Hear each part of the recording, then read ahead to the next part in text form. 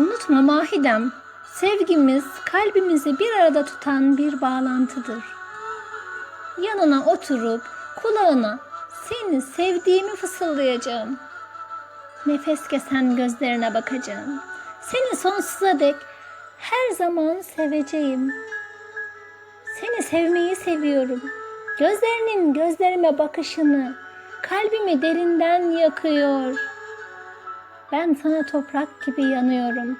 Ben seni yağmurlarca seviyorum. Ben seni uzaklarda seviyorum.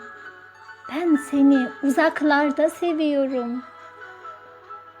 Seni sevmeyi seviyorum. Seni sevmeyi seviyorum. Şiir Betül Ceylan. Yorumlayan Hatice Türkmen Yurtseven.